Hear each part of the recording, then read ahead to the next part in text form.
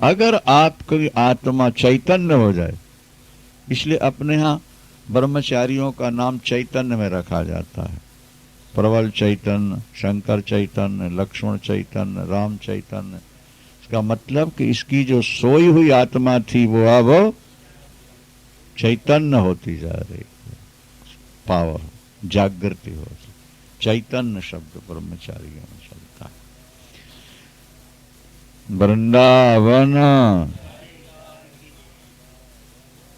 अहंकार जब सोएगा तो पदार्थ अपने नहीं रह जाते, आत्मा तो हमेशा जाग रही है।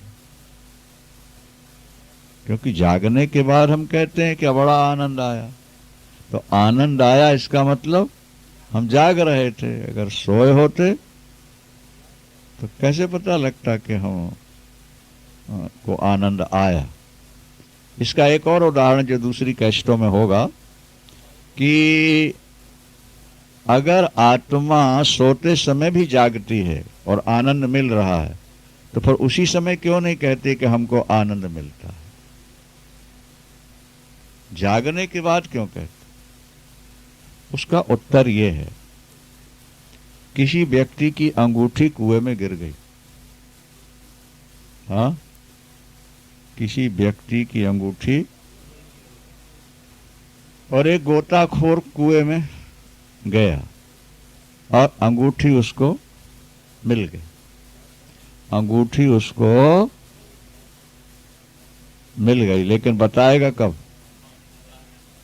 पानी से बाहर आने के, क्योंकि जल के अंदर अग्नि का प्रवेश नहीं है और वाणी के अधिष्ठात्री देवता है अग्नि, तो जब तक अधिष्ठात्री देवता साथ न हो वाणी बोल नहीं सकती है। इसीलिए अंगूठी मिलने का बोध तो हो गया है क्या, लेकिन आवाज तो वो तभी देगा जब बाहर आएगा। तो इसी तरह निद्रा में आनंद का बोध तो हो रहा है, लेकिन वहां बोलने वाली जो वाणी है वो शून्य है। जब निद्रा खुली और वाणी में बोलने की शक्ति आई तो कहा कि आज की नींद में हमको बड़ा आनंद आया। तो आत्मा तो जागृत रहती, समझे कि नहीं? निद्रा काल में भी आत्मा जागती रहती है। अहंकार सो जाता है, मन सो जाता है, चित्त लीन होता है। उस समय अपने पराये का कोई बोध होता है आप? हाँ, नहीं होता। जागने के बाद होता है। अच्छा, अहंकार ही द्वैत है, अहंकार से ही संसार का बोध है। अब देखो, राजा जनक से अष्टावक्र जी ये कहना चाहते हैं कि राजन, जब तुम्हारा कुछ है ही नहीं तो तुम त्यागोगे क्या? त्याग तो अपनी वस्तु का किया जाता है और आत्मा का अपना कुछ है ही नहीं। एक सज्जन के पास कोई दूसरे सज्जन धरोहर रख करके चले गए और वो 6 महीने बाद आए और धरोहर रखने वाले ने कहा कल आना भाई, आज हम थोड़ा व्यस्त हैं। वो कल गया तो फिर बोले कल आना। क्या 2-4 दिन तो ऐसे ही दिए, फिर थोड़ा सा दिया, फिर थोड़ा सा दिया। इसका मतलब क्या हुआ?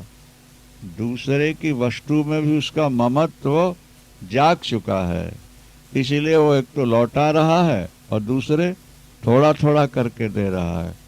और यदि उसके अंदर अहंकार ममता न होती तो जैसे ही आया था, भैया ये अपना संभाल ले। अच्छा, और देने में उसको अभिमान होता क्या? वो तो ये सोचता है कि हमारा बोझा उतर गया। वो किसी से कहता मैंने उसको इतना रुपया दिया, इतना सोना दिया है। भाई जब मेरा था ही नहीं तो मैं कैसे कहूं कि मैंने दिया है? वो तो दूसरे की धरोहर है। तो अभी तक जो संसार की वस्तुओं को हम पकड़े हुए थे वो हम नहीं पकड़े थे, हमारे अहंकार ने पकड़ रखा था। वस्तुएं हमारी थी नहीं। अज्ञान से पैदा हुआ अहंकार, अहंकार ने वस्तुओं को पकड़ लिया, चित्त उसी का चिंतन करता रहा। लेकिन जब बोध हुआ कि संसार का कोई भी पदार्थ हमसे जुड़ा हुआ नहीं है, हमारे से उसका कोई नाता नहीं है, तो हमने दिया या हमने त्याग किया, ये तो अहंकार बोलता है ना। जब तुम्हारी है ही नहीं तो देने का मतलब क्या है? तुम्हारा कुछ है ही नहीं तो त्यागने का मतलब क्या होता है? अगर तुम त्याग कर ये कहते हो कि मैंने त्याग किया, तो समझ लो कि तुम्हारा अहंकार बोल रहा है कि मैंने त्याग किया, और वो संस्कार अभी अहंकार के अंदर है। उसने अगर यहां त्यागा है तो वहां पर पकड़ लेगा किसी को, क्योंकि अहंकार बिना पकड़े रह नहीं सकता। सच्चिदानंद, अहंकार की यही विशेषता है कि वो न्यूट्रल नहीं रह सकता, और आत्मा की ये विशेषता है कि वो सदा न्यूट्रल रहती है। आत्मा किसी के साथ सटती नहीं, किसी को पकड़ती नहीं, और अहंकार बिना पकड़े रत नहीं सकता। क्या आप ध्यान रखिए, गोपियों में अहंकार नहीं था, इसलिए कृष्ण ने छोड़ दिया, लेकिन उन्होंने दूसरे किसी को पकड़ा नहीं। अगर अहंकार होता तो वो हमें छोड़ गए, तो हम अपने अहंकार की तुष्टि के लिए दूसरे को पकड़ लें, नहीं पकड़। हमारा कुछ था ही नहीं। जैसे हमने पहले उदाहरण दे दिया है कि किसी व्यक्ति को स्वप्न आया कि मैं राजा हो गया, क्या? और आंख खुलने पर फिर वो अपने मिडिल स्थिति में आ गया, तो अब वो कहेगा कि मैंने राज्य का त्याग किया है? बताओ, त्याग तो किया है ना उसने, छूटा है ना उससे, था ही नहीं, हमारा था ही नहीं, वो तो एक स्वप्न था। तो त्याग का अभिमान कैसे होगा स्वप्न में त्यागे राज्य का? इसी तरह अज्ञान अवस्था में जिनको भ्रम से हमने अपना मान रखा था, ज्ञान होते ही क्या, अगर वो हमसे छूट गए तो उसमें त्याग का अभिमान कैसे रहेगा? और अभिमान रहा तो त्याग कैसा होगा? एक ऊंचे कुल का ब्राह्मण बालक कुसंग में पड़ के शराब पीने लगा, जबकि उनके घर में शराब पीना महापाप था। अब कुछ दिन पीता रहा माता पिता से छुप के, और जब उसने देखा कि अब भेद खुलने वाला है, उसने छोड़ दिया। क्या छोड़ दिया ना? अब वो कोशिश करेगा कि मेरी शराब की जानकारी सबको हो जाए? कभी नहीं। मेरे माता पिता को इस बात की जानकारी भी नहीं होना चाहिए कि मैं शराब पीता था। जैसे वो पीते पीते त्याग करके उसका अभिमान नहीं पालता कि मैंने त्यागी है, क्या? इसी तरह अज्ञान अवस्था में हमने संसार को पकड़ा था, और अब ज्ञान हुआ तो पता लगा कि पकड़ा तो था ही नहीं हमने, ये तो केवल भ्रम से पकड़ने का भाव बन गया था, वो छूट गया। तो वो यहां पर अष्टावक्र जी कहते हैं कि नते संगोस्त केनापि किम शुद्धा त्यक्तुमिच्छसि। तुम्हारा किसी के साथ संग है ही नहीं, अटैचमेंट है ही नहीं, तुम शुद्ध हो, तुम में मिलावट तो कभी हो ही नहीं सकती है, क्या? और फिर तुम त्यागने की बात करते हो, इसका मतलब कि तुम्हारी वो चीज वस्तुएं अपनी हैं, तुमने उनको पकड़ रखा है?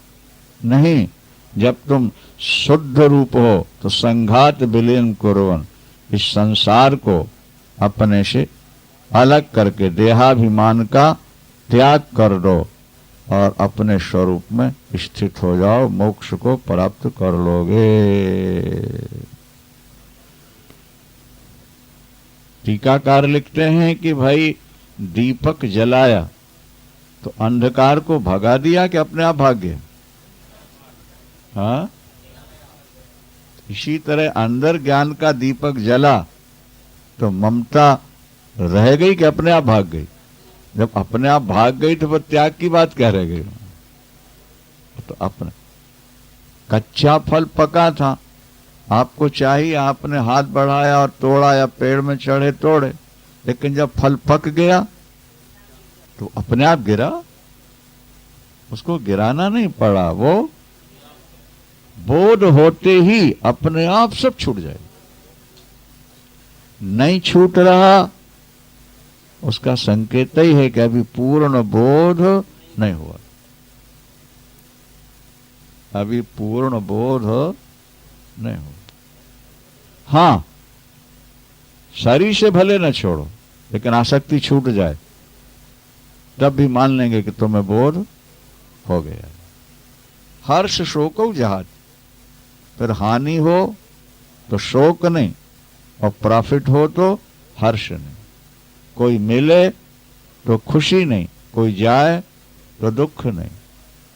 शत्रु दिखे तो मुंह बनाया नहीं, और मित्र मिले तो बहुत ज्यादा हर्ष नहीं। आया आया ठीक है, और गया गया।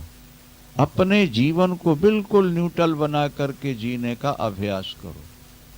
सब कुछ अपने आप हो रहा है, ना हमें कुछ त्यागना है ना ग्रहण करना है, क्योंकि हम तो शुद्ध स्वरूप हैं।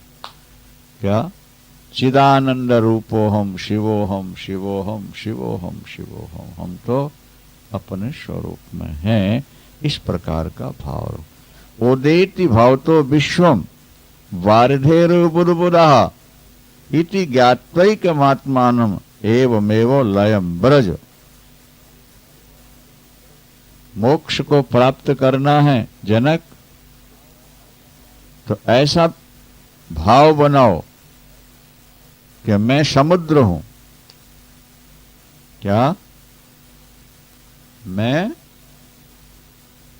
आनंद का समुद्र हूं, और मेरे अंदर से ये विश्व रूपी बुलबुले उठ रहे हैं और मिट रहे हैं, उठ रहे हैं। संसार बन रहा है, और अभी आपको बताया ना कि ब्रह्मा जी सारा दिन तो सृष्टि करते हैं और रात में उसको नष्ट कर लीन कर देते हैं जब सोते हैं। अब फिर दूसरे दिन सृष्टि करते हैं, फिर रात आई, लय हुआ, फिर सृष्टि हुई, फिर लय हुआ। तो अष्टावक्र जी कहते हैं कि तुम अपने आप को अखंड सच्चिदानंद चैतन्य समुद्र मान लो, और ये जो संसार पैदा हो रहा है और बन रहा है और मिट रहा है, इसको तुम बुलबुले मान लो। बुलबुले, बुध बुधा शब्द दिया है। उदेति भवतो विश्वम वारिधे रिव बुध बुदः। क्या? वारिधि कहते हैं समुद्र को, वारिधि कहते हैं जैसे समुद्र से बुलबुले उठते हैं और उसी में लीन हो जाते हैं। समुद्र एक का एक ज्यों का त्यों रहता है, इसी तरह एक आत्मा को समझकर उस अखंड सच्चिदानंद में तुम लीन हो जाओ, लय को, मोक्ष को प्राप्त हो जाओ। ये कौन कह रहे हैं? इस अध्याय में केवल 4 सूत्र दिए हैं। प्रत्यक्षम, क्या क्या है? प्रत्यक्षम अप्यवस्तुत्वात् विश्वम नास्त्यमले त्वयि रज्जु सर्प इव व्यक्तम एवमेव लयम व्रज। ये जो दृश्यमान संसार है, ये प्रत्यक्ष दिखता हुआ भी रज्जु में, रस्सी में सर्प के समान है। ये तुझ शुद्ध के लिए नहीं है, ऐसा मानकर तू मोक्ष को प्राप्त हो जा। क्या? लयम लयम हर श्लोक में पूरा, चारों।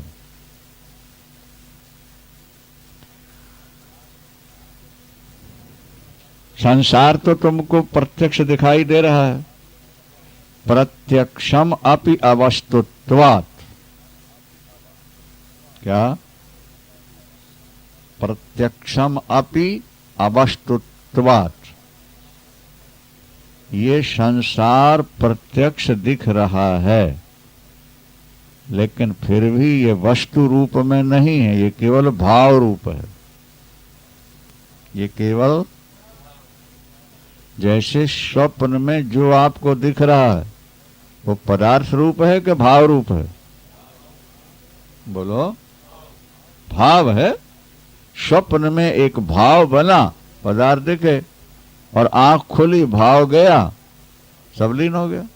तो वो आंखों से दिखता हुआ भी स्वप्न जैसे मिथ्या है, इसी तरह बाहर आंखों से दिखता हुआ भी ये संसार मिथ्या है। इसलिए कहते प्रत्यक्षम अपि, ये विश्व तुम्हें प्रत्यक्ष दिखाई दे रहा है, फिर भी त्वयि अमले नास्ति, तुझ शुद्ध स्वरूप में ये संसार नहीं। बादल आकाश में दिखाई देते हैं, लेकिन बादल आकाश के साथ एक हो ही नहीं सकते। इसी तरह ये संसार तुझे दिख रहा है, पर संसार तेरे साथ एक हो ही नहीं सकता है। प्रत्यक्ष दिखने वाले पदार्थ भी तुझ में नहीं है, सच्चिदानंद। क्योंकि त्वयि अमले, तू अमल है, तू शुद्ध है, तेरे अंदर ये विश्व नहीं, और तू व्यापक है। क्या पहले कहा गया ना कि भाई आत्मा वेदम जगत सर्वम, ये सारा जगत आत्मा है। अब इस आत्मा में ये संसार प्रत्यक्ष दिखा, बोले दिखता हुआ भी ये नहीं है, तेरे में नहीं है। कैसे नहीं है, कोई उदाहरण से समझाइए। बोले रज्जु सर्पम इव व्यक्तम, रस्सी में जैसे प्रत्यक्ष दिख रहा है, इतना लंबा चौड़ा, इतना मोटा नहीं, टेढ़ा मेढ़ा, पर वहां है सर्प। जब है नहीं तो दिखता क्यों? अंधेला है और दिखता नहीं, माने रस्सी में अगर सर्प दिख रहा है तो रस्सी में सर्प तो है नहीं, तो फिर दिखता क्यों? बोले अंधेला है। इसी तरह जैसे बाहर के अंधेले से बाहर रस्सी में सर्प दिखा, इसी तरह तेरे अंदर अज्ञान रूपी अंधेला है, इसलिए संसार रूपी सर्प तुझे दिखाई दे रहा है। प्रत्यक्ष दिख रहा है, फिर भी ये मिथ्या है, असत्य है, इससे तेरा कोई संबंध नहीं है। इसलिए तू इसका ज्यादा गहराई से चिंतन मत कर। देखो, जिसको भूलना हो ना, उसका चिंतन छोड़ दो। जब वो याद आए तो किसी और की याद करने लगे, जब उसकी याद आए किसी और की याद शुरू करो। बार बार ऐसा करोगे, भूल जाएगा।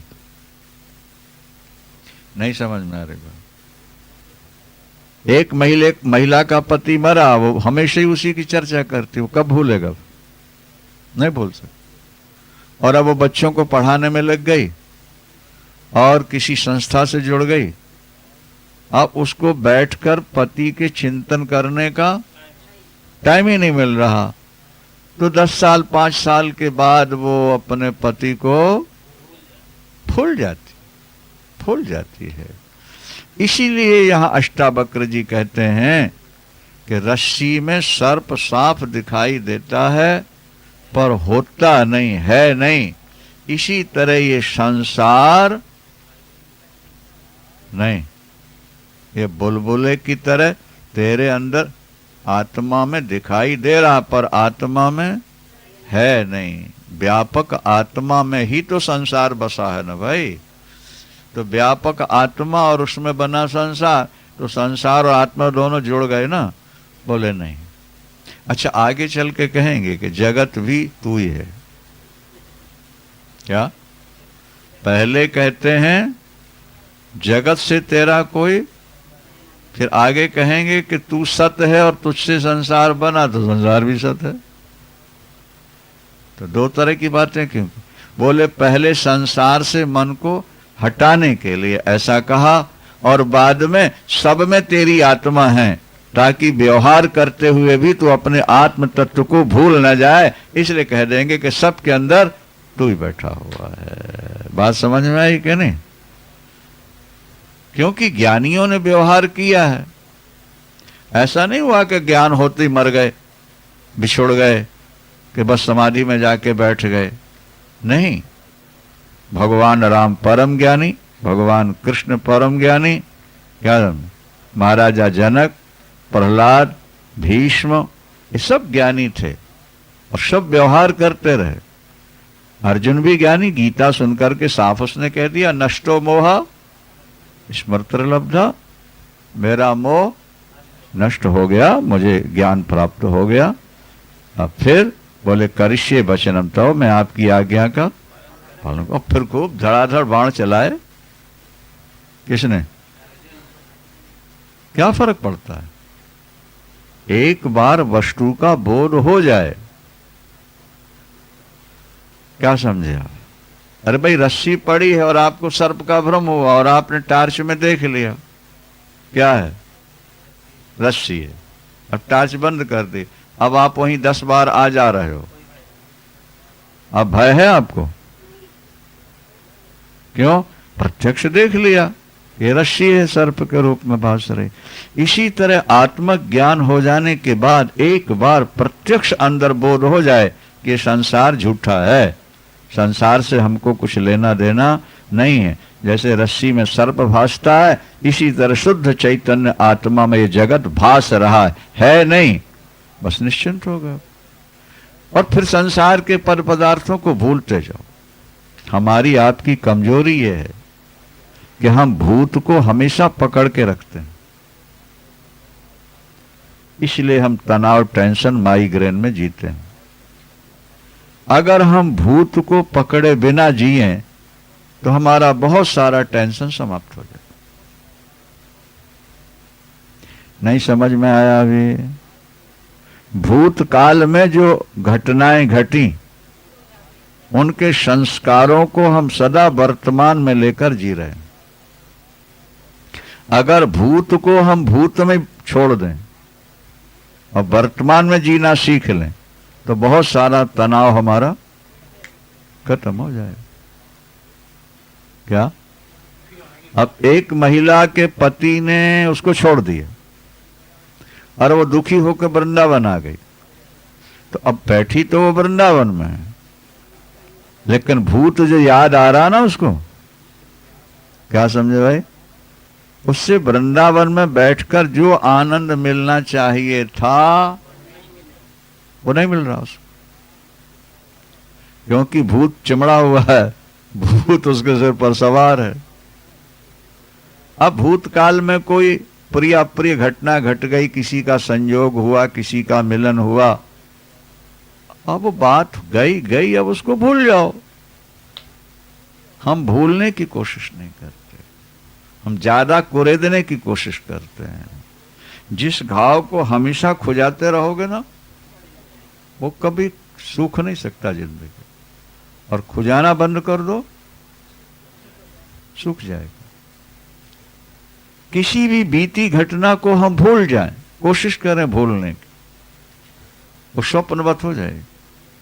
और जहां बैठे वही चर्चा करें, तो फिर वो हम कभी भूल नहीं सकते। इसलिए यहां पर महाराज जनक से शुक्र अष्टावक्र भगवान कह रहे हैं कि प्रत्यक्षम अपि अवस्तुत्वात्, संधि है ना भैया, प्रत्यक्षम अपि अवस्तुत्वात् विश्वम नास्ति अमले त्वयि। विश्वम नास्ति, विश्व नहीं है तुझ में, त्वयि अधिकरण है, अमले, क्योंकि तेरे अंदर तो मल है ही नहीं, तेरे अंदर शुद्ध चैतन्य में मल तो प्रवेश ही नहीं करता ना। फिर ये संसार दिख रहा, बोले रज्जु सर्प इवो व्यक्तम, ये रस्सी में सर्प की तरह है और अज्ञान काल में ही भासता है। ज्ञान होते ही सम दुख सुखम पूर्णम आशा नैराश्यो समः सम जीवित मृत्यु सन नेवमेवो लयम ब्रजो। प्रातः काल का विषय। चौथा सूत्र है सम दुख सुखम पूर्णम आशा नैराश्यो समः सम जीवित मृत्यु सन नेवमेव लयम ब्रजो।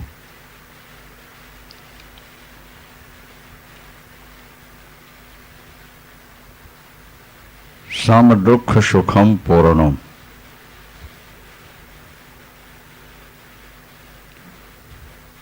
जिसके लिए दुख और सुख एक समान हो चुके हैं,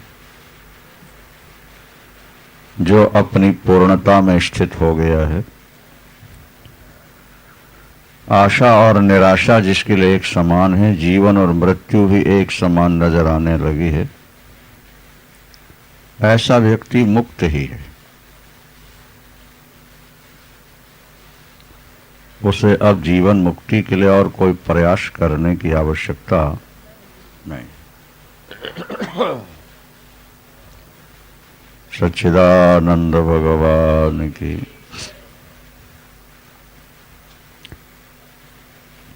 देहाभिमान का त्याग करो।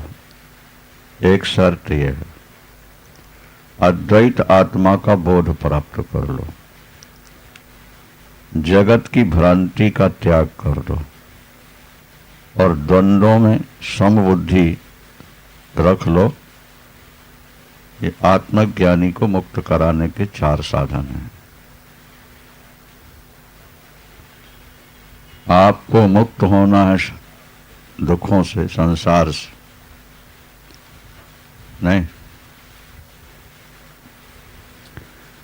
तो पहली शर्त है देहाभिमान का त्याग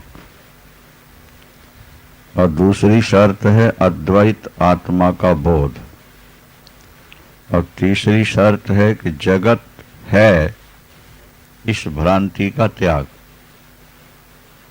जगत है नहीं, दिखता है। क्या तीसरे सूत्र में कह दिया, रज्जु सर्प इव। रामायण में भी रज्जौ यथा हेर भ्रमः, रज्जौ यथा हेर भ्रमः। जैसे सर्प में, रस्सी में सर्प की भ्रांति होती है। और द्वंद्वों में समत्व बुद्धि रखना, ये 4 बातें आपके जीवन में उतर जाएं, आप जीवन मुक्त हो। फिर आपको करना कुछ नहीं है। देखो, अप्राप्त की प्राप्ति के लिए क्रिया की जरूरत होती है, कर्म की जरूरत होती है। अप्राप्ति की प्राप्ति के लिए तो कर्म करना पड़ेगा, नहीं? लेकिन नित्य प्राप्ति में अप्राप्ति का भ्रम हो चुका हो, नित्य प्राप्त में अप्राप्ति का भ्रम हो चुका हो, तो वहां कर्म की जरूरत नहीं, वहां केवल विचार की जरूरत है, बोध की जरूरत है। इसलिए आप देखते हो पढ़े लिखे की अपेक्षा न पढ़ा लिखा व्यक्ति ज्यादा कर्म करता है। उसको श्रम ज्यादा करना पड़ता है और लाभ थोड़ा होता है।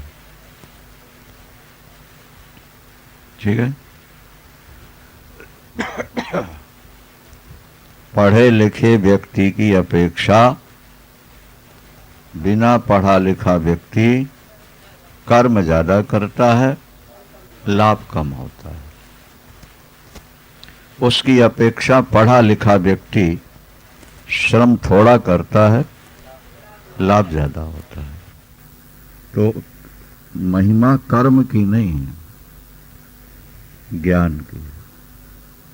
इसी तरह जब तुम्हें स्वरूप का बोध हो जाए तो तुम्हें कुछ करना धरना नहीं है।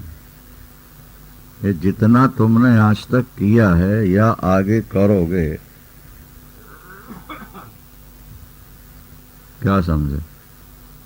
अभी तक जो तुमने किया थोड़ा सा, अथवा आगे करोगे, वो केवल इसलिए कि तुम्हारा हृदय शुद्ध हो जाए। ज्ञान के लिए, बोध के लिए आपको कुछ करना नहीं है, आत्म प्राप्ति के लिए कुछ भी नहीं करना है, क्योंकि वो तो प्राप्त है ही है। भाई आपसे कोई कहे कि आकाश ले आओ, तो आप कहां दौड़ के जाओगे? आपका उत्तर होगा कि आकाश से, उसे लेने कहाँ जाना है? आपसे कहा जाए पुष्पमाला ले आओ, तो आपको जाना पड़ेगा। आपसे कहा जाए साग सब्जी ले आओ, तो जाना पड़ेगा। जो एक देश में है, क्या जो अल्पकालिक है और अल्प मात्रा में है, उसकी प्राप्ति के लिए तो कर्म है, लेकिन जो नित्य प्राप्त है और उसकी अप्राप्ति का भ्रम हो गया है, और जो व्यापक है और नित्य प्राप्त है और अप्राप्ति का भ्रम है, तो वहां कर्म की आवश्यकता नहीं है, वहां तो केवल बोध की आवश्यकता होती है। क्या? विचार करो वहां बैठ। इसीलिए वेदांत में कर्म को प्रधानता नहीं दी, उपासना को भी प्रधानता नहीं दी। फिर भी आदि शंकराचार्य भगवान ने कहा कि वेदों ने कर्म और उपासना का विधान किया है, इसलिए उसका खंडन करेंगे तो वेदों का खंडन हो जाता है। एतावता ऐसा मान लो कि कर्म और उपासना का उपयोग अंतःकरण की शुद्धि के लिए, कर्म और उपासना का उपयोग अंतःकरण की शुद्धि के लिए। आदि शंकराचार्य भगवान ने कहा तुम तीर्थ कर, व्रत कर लो, उपवास कर लो, भजन कर लो, और एक बार नहीं 100 बार गंगा सागर हो। पूर्ते गंगा सागर गमनम, एक बार नहीं, लेकिन 100 जन्म में भी तुम्हारी मुक्ति नहीं होगी। कब तक? जब तक तुमको ज्ञान नहीं होगा, बोध नहीं होगा। कहा जाए अन्य अन्य शास्त्रों में तो इनकी बड़ी महिमा लिखी हुई है, तो कहा गया वो केवल तुम्हारी प्रवृत्ति के लिए ऐसा कहा गया। भजन में अध्यात्म की ओर तुम्हारी प्रवृत्ति हो जाए। एक छोटा बच्चा जब स्कूल जाने लगता है तो माता पिता उसको टॉफियां या कुछ पैसे, ताजे परोठे, ये सब उसको देते हैं, पैसे देते हैं। तो उस पैसे के लालच में वो स्कूल जाता है। उसको ऐसा लगता है कि स्कूल जाने का फल क्या? बोले पैसे मिलना। इसलिए जैसे ही वो तैयार होता है बस्ता लेकर के, मम्मी पापा पैसे, और वो खुशी खुशी उसके हाथ में रख, दोनों खुश हैं। वो खुश है ये समझ करके कि स्कूल का फल मिल गया, क्या इससे अपन टॉफियां खरीदेंगे, मिठाई नमकीन खरीद के खाएंगे, स्कूल जाने का फल यहीं मिल गया, पैसे मिल गए। और माता पिता इसलिए खुश हो रहे हैं कि इस बहाने स्कूल जाने की इसकी आदत पड़ रही है। जब अगली क्लासों में वो पहुंचता है तो पैसा देना जरूरी नहीं रह जाता, वो पैसा मांगता भी नहीं। अब तो बार बार ही कहता है कि मम्मी मैं लेट हो रहा हूं, नाश्ता जल्दी दे दो, मेरा रिक्शा आ गया है, मेरी बस आ गई, अब व्यवस्था नहीं की तो मैं जा रहा हूं। फिर तो वो बिना नाश्ता किए भी भाग जाता है, क्योंकि अब उसके समझ में आ गया कि स्कूल जाने का फल पैसे नहीं है, विद्या है। ज्ञान है, जिससे आगे बहुत लाभ होगा। तो पैसों का भी तो उपयोग था ही ना, क्योंकि उसके बहाने उसकी आदत पड़ गई थी। तो इसीलिए अपने यहां भागवत में भी ये बात कही है कि रोचनार्था फलश्रुति, रोचनार्था फलश्रुति, जो तुझे स्वर्ग का प्रलोभन दिया गया नहीं, जो तुझे नरक का भय दिया गया, वो केवल इसलिए कि पापों से बच। स्वर्ग का प्रलोभन इसलिए दिया गया कि सत्कर्म प्रारंभ कर, तेरी प्रवृत्ति सत्कर्म में हो जाए। आगे चलकर के ये वस्तुएं तुझे हे मालूम पड़ेंगी, त्याज्य मालूम पड़ेंगी, तुच्छ मालूम पड़ेंगी। जिनकी प्राप्ति के लिए तूने प्रयास किया नहीं, वही तुझे त्याज्य लगेंगे, फीकी लगेंगे। ध्रुव जब तप करने चले तो उद्देश्य था उनका कि नारायण प्रसन्न होके कहेंगे, बेटा वर मांग तो मैं गद्दी मांगूंगा, राज्य मांगूंगा, और उस सिंहासन पर बैठ के फिर छोटी माँ से कहूंगा, देख तू पिता की गोद में मुझे बैठने नहीं देना चाहती थी, आज मैं पिता की सिंहासन पर बैठ। अज्ञान अवस्था थी। लेकिन जब नारायण जी का दर्शन हुआ और उन्हें ज्ञान रूपी शंख क्या गाल में छुपाया और अंदर स्रोत जैसे ज्ञान का फूटा, तो गद्दी बद्दी तो स्वप्न हो गई उनके। अब कहते हमें साथ ले चलो। भगवान ने कहा तुम तो राज्य के लिए तप करने आए थे बेटा। बोले वो अज्ञान अवस्था थी प्रभु, अब मुझे साथ ले चलो। भगवान ने कहा ज्ञान हो गया इसलिए तुम्हें अब स्वप्न दिखाई देने लगा सब कुछ, और वास्तव में संसार स्वप्न है, लेकिन तुम्हारी वासना थी राज्य की, इसलिए उसको पूरी कर लो। और मैं भी ये दिखाना चाहता हूं दुनिया को कि मेरी ओर आने वाला दुखी व्यक्ति कितना सुखी हो सकता है। नारायण जी जब चले गए तो उनको पछतावा था कि सचमुच में नारद जी ने कहा था कि तुम जवानी में भजन करना, अभी बच्चे हो, नादान हो, और मेरी नादानी प्रकट हो गई। यदि मैं समझ में भजन करता तो राज्य की इच्छा न रखता, राज्य की इच्छा वासना न होती तो आज नारायण का वियोग न होता। अब तो मुझे इतने हजार वर्षों तक यहाँ रहना पड़ेगा। उन्होंने कृपा पूर्वक सत्संग और कथा श्रवण का वरदान दे दिया है, उसी के सहारे अब ये दिन में काटूं। विभीषण भी प्रारंभ में यही चाहते थे कि मैं लंका का राजा बन के प्रजा को दिखाऊं कि राजा ऐसा होना चाहिए, राज्य ऐसे चलाना चाहिए, और प्रजा को ऐसे सत्कर्म में लगा के रखना चाहिए। क्योंकि रावण ने प्रजा को सत्कर्म में लगाया नहीं, उसके अंदर स्वयं छल कपट दंभ काम क्रोध भरे पड़े थे, तो उसके इर्द गिर्द रहने वाले भी उसी तरह हो चुके थे। तो विभीषण को इस बात की पीड़ा थी। विभीषण चाहता था कि यदि मुझे नारायण जी राज्य दे दें, राम जी, तो मैं दुनिया को दिखाऊं कि राज्य कैसे करना चाहिए। और इसी वासना को लेकर के विभीषण प्रभु के चरणों में आए, और जैसे ही आए तो प्रभु के मुख से निकल गया कि कहु लंकेश सहित परिवारा, और कुशल कुठार वास तुम्हारा। आते ही लंकेश, लेकिन जैसे लंकेश कहा तो घबरा गए। मुझे प्रभु ने लंका का राजा क्यों कह दिया?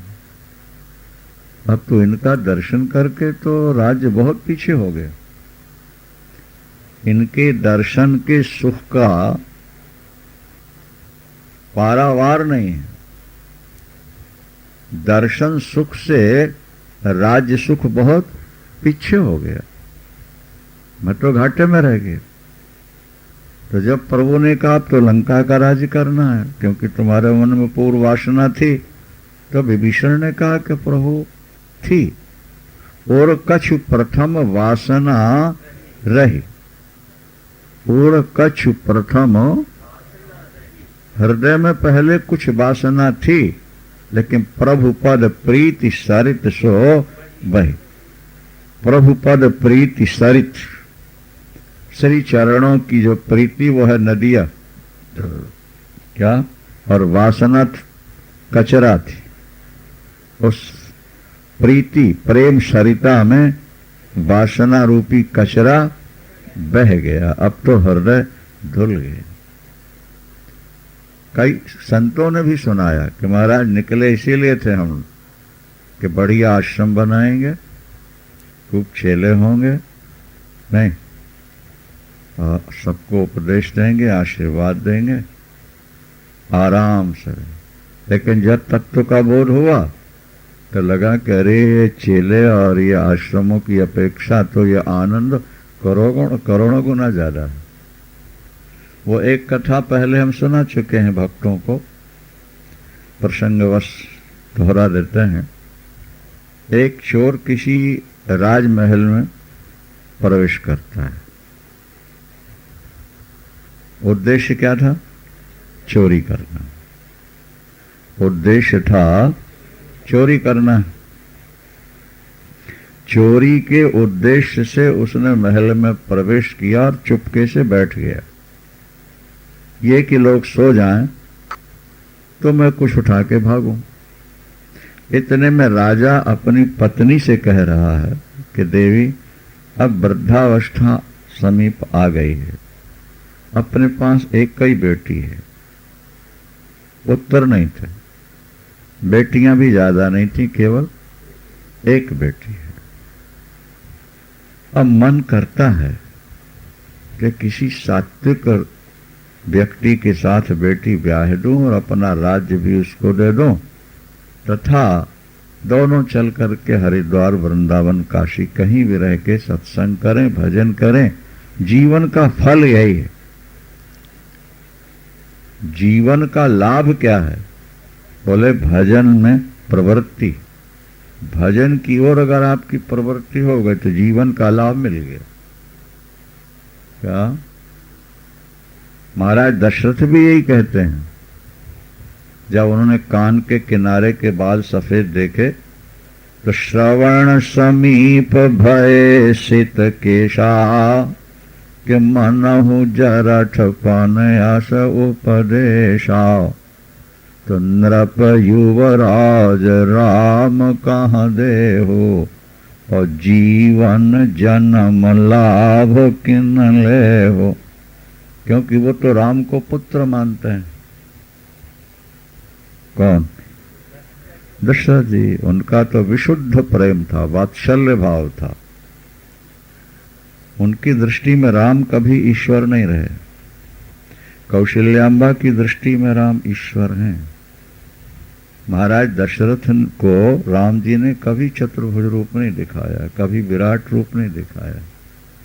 मां कौशल्या को दिखा दिया, पैदा होते ही चतुर्भुज रूप दिखा दिया, फिर विराट रूप भी दिखा दिया। नहीं, बाल लीला में सो रहे थे ना, मैया ने भोग लगाया तो राम जी पाने लगे। यहां वहां दुई बालक देखा, मति भ्रम मोर की आन बिसेखा। तो दिखरावा मातहि तबो अद्भुत रूप अखंड, रोम रोम प्रति लागे कोटि कोटि ब्रह्मांड। तो दशरथ जी की दृष्टि में राम मेरे पुत्र हैं और इनसे प्यार करते करते अब 27 वर्ष हो गया। राम जी 27 वर्ष के हो गए थे। पहले पुत्र पाने की इच्छा थी, पुत्र मिला, प्यार बढ़ा, 27 वर्ष हो गए और अब कान के किनारे के बाल सफेद हो रहे हैं। मृत्यु अब सन्निकट है, तो क्यों ना राम को राज्य दें और अपने जीवन जन्म का लाभ प्राप्त करें। जीवन जन्म लाभ किन ले हो। मानो जीवन का लाभ दिल्ली में कोठी बना लेना नहीं है, कार खरीद लेना और बैलेंस बना लेना ये जीवन का लाभ नहीं है। जीवन का लाभ ये है कि भजन करते करते शरीर छूटे। जिसने भजन रूपी संपत्ति संचित नहीं की वो करोड़ों रुपया संचित करके भी लाश में ही है। वो उसके हाथ तो कुछ जाना नहीं, क्योंकि उसने जो कमाया है जो बनाया है वो तो यहीं रह जाएगा ना। तो वो राजा विचार कर रहा था कि अब चौथापन आ रहा है, बेटी किसी नेक व्यक्ति को ब्याहूं। धार्मिक संस्कार थे। तो मंत्री ने कहा सरकार, नेक व्यक्ति तो कोई संत ही मिल सकता है।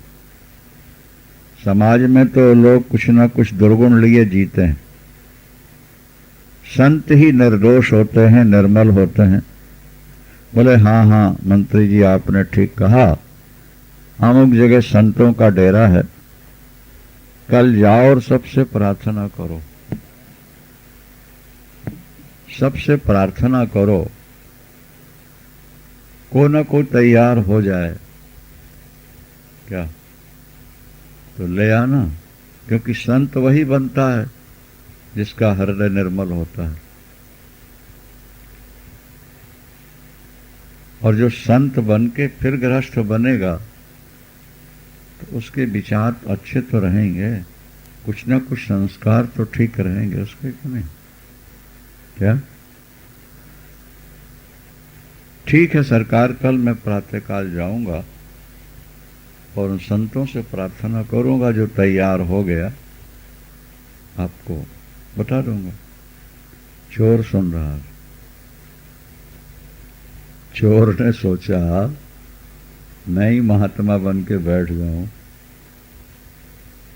और कहीं ये मेरे ही से पूछ बैठे मंत्री और शादी करा लूं तो सारा राज्य मेरा हो जाएगा। आज चोरी करने आया हूं, कितना उठा पाऊंगा? क्या? अब पकड़ा गया तो फांसी भी लग सकती है, मार भी पड़ेगी। अरे बेटी मिल गई तो पत्नी भी सुंदरी होगी और पूरा राज्य अपना हो जाएगा। चोरी नहीं की उसने, वैसे निकली। और प्रातः काल उसने आर्टिफिशियल वाल खरीदे बाजार से, जैसे रामलीला वगैरह में लगा लेते हैं, लगा करके भस्मी लगाई पूरे शरीर में, लंगोटी लगा करके संतों के बीच में बैठ गया। मंत्री पहुंचे, एक एक संत से प्रार्थना कर रहे थे। उन्होंने कहा रे भैया, अब जिस चीज को छोड़ दिया उसे क्या प्राप्त करना? महाराज राजकुमारी के साथ राज्य भी मिल जाएगा आप लोगों को। बोले अब न राज्य चाहिए न राजकुमारी चाहिए। ऐसा कौन समझदार व्यक्ति है जो वमिट किए हुए को फिर चाटेगा? यद्यपि अपने पेट से ही निकला है, क्या उल्टी हो गई ना, कोई समझदार उसको दोबारा खाएगा? कुत्ता ही खाता है, कुत्ता खा जाएगा, इंसान नहीं। बोले जब हमने चोला रंग लिया भजन का, अब फिर विषयों की ओर जाएं तो हम तो कुत्ता हैं, कुत्ता। क्या? वांताश्यपत्रपहा भागवत में लिखा है, वो निर्लज्ज है, वो वांताशी माने कुत्ता है, जो भजन की ओर चलने के बाद, भजन का चोला पहनने के बाद क्या फिर लौटकर गृहस्थ बन जाता है, फिर विषयों का सेवन। सब संतों ने मना कर दिया। और ये तो देख ही रहा था तिरछी नजर से कि कोई हाँ ना कर दे ताकि नंबर मेरा आ जाए। ओ महाराज, सब ना करते। जब इसके पास पहुंचे और कहा, इसने कहा भाई शादी की कोई इच्छा तो है नहीं, अब तो भजन में लग रहे हैं, पर हाँ देख लेंगे, अगर राजकुमारी ठीक ठिकाने की हुई, सात्विक हुई नहीं, ठाकुर जी से पूछ लेंगे, उन्होंने हाँ कर दिया तो देखेंगे। उसने सोचा एकदम हाँ करूंगा क्या, तो शक न हो जाए। ठाकुर जी से पूछूंगा, उन्होंने यदि हाँ कर दी तो, और राजकुमारी के आचरण, खान पान, रहन सहन सब, उन्होंने कहा महाराज बाकी तो सब कुछ बिल्कुल ठीक है, राजकुमारी वो लड़की तो बिल्कुल सात्विकता की मूर्ति है, और महाराज इतना बड़ा राज। अच्छा अच्छा सोचो। मंत्री ने जाकर राजा से कहा कि सरकार, बाकियों ने तो मना कर दिया, लेकिन एक संत ऐसा लगा कि शायद वो शादी करा ले, कह रहा था ठाकुर से पूछेंगे, देखेंगे, मन बन गया तो ऐसा करें, हीरे मोती कुछ लेकर साथ में, और राजकुमारी जी को मेकअप करा के, हाँ, मेकअप में सुंदरता और बढ़ जाती है ना, इसलिए तो आजकल देवियां ब्यूटी पार्लर के चक्कर लगाती रहती हैं। सच्चिदानंद, हाँ। नहीं तो मेकअप करा के और कुछ हीरा मोती लेकर के राजकुमारी को साथ लेके चलें, देखेगा शायद मान जाए।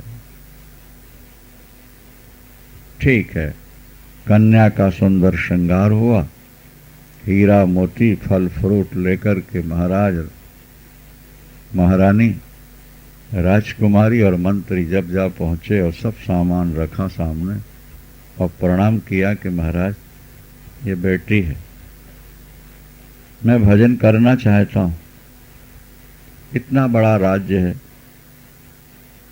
मैं चाहता हूं कि आप जैसा संत अगर स्वीकार कर ले बेटी को तो राज्य आपका, राजकुमारी पत्नी आपकी हो जाएगी।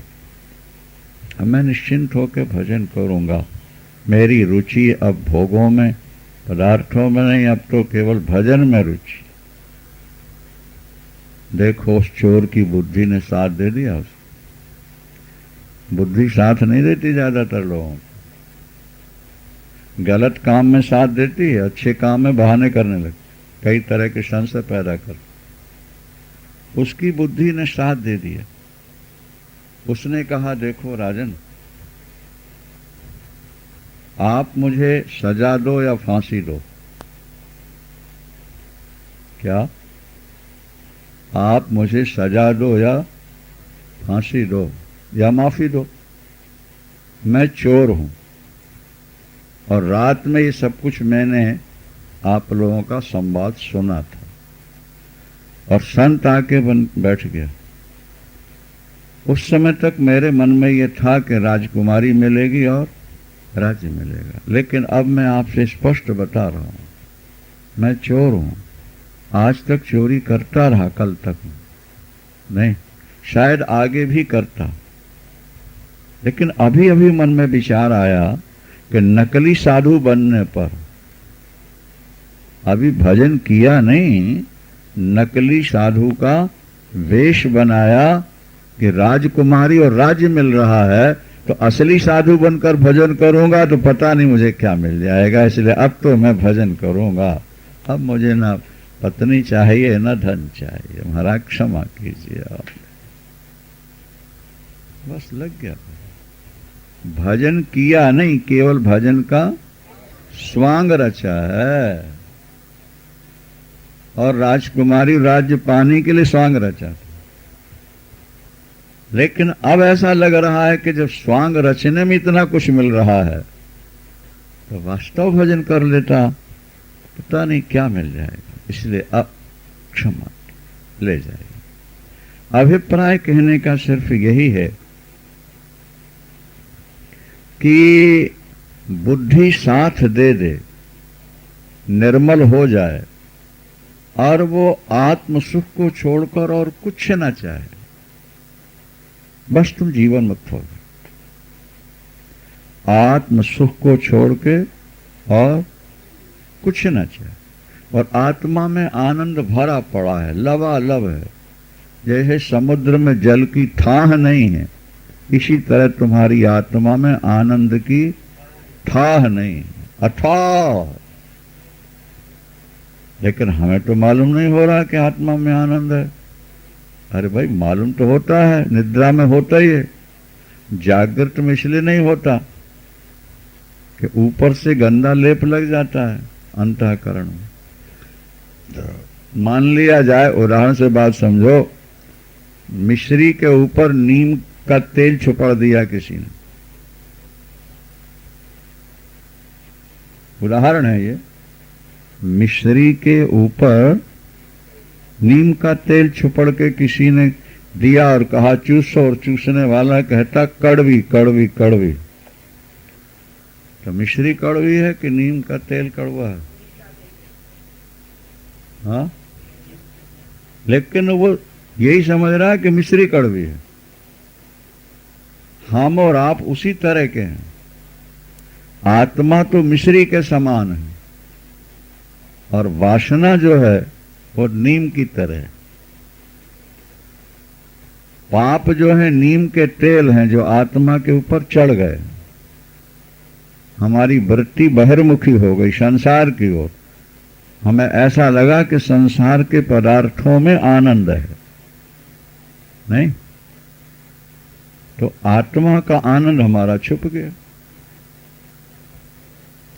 आनंद प्रकट होता है जहां कहीं भी आपको आनंद मिल रहा है, वो आत्मानंद ही है। गंभीरता से यदि आप विचार करेंगे तब, जब आप अपने प्यारे से मिलते हैं या जो आप चाहते हैं वस्तु मिलती है, तो आपका मन वस्तु में रहता है कि संसार में भटकता होता है? बोलो। उस समय वस्तु में आ गया, और वस्तु जैसे जैसे आपके समीप आती गई ना, आपकी वृत्ति भी अंदर आती गई। संसार का चिंतन छूट गया, केवल एक वस्तु रह गई। तो जो अंदर आनंद है वो वस्तु में समा गया, और जब वस्तु का उपभोग किया तो आपको लगा कि यह आनंद इस वस्तु से प्राप्त हुआ। वास्तव में वो आनंद वस्तु का नहीं है, वो आपकी एकाग्रता के कारण आत्मा का आनंद ही प्रकट होकर वस्तु से आपको अनुभूत होता है। जैसा दृष्टांत हमने भी एक दिन दिया था कि पत्नी का भाई मर गया जवान, और पति बाहर गया था, और वो 4-6 महीने में लौट रहा है। आया, पत्नी को गले लगाया, लेकिन पत्नी के मन में कोई खुशी नहीं, प्यार के बदले प्यार नहीं बल्कि आंसू हैं। उसने पूछा क्या बात है? बोले भाई मर गया। जब पति उसके पास खड़ा है, उसको गले लगा रहा है, तब भी वो रो रही है, उसके मन में कोई आनंद की अनुभूति नहीं हो रही, क्योंकि उस समय भी उसका मन मृत भाई के साथ जुड़ा हुआ है। मेरी माँ क्या करेगी भाई के बिना? भाई चला गया तो मेरी माँ का क्या होगा, मेरे बूढ़े बाप का क्या होगा, एक ही भाई था, मेरे परिवार का क्या होगा? तो वो क्या होगा, क्या होगा, वो जो वृत्ति वहां है। इसलिए पति के मिलने के बाद भी जो आनंद मिलना चाहिए था, बोलो ठीक है ना, इससे सिद्ध हो गया ना कि वस्तु में आनंद नहीं है, पति में आनंद नहीं है। अगर पति में आनंद होता तो उस समय भी अनुभव होना चाहिए था।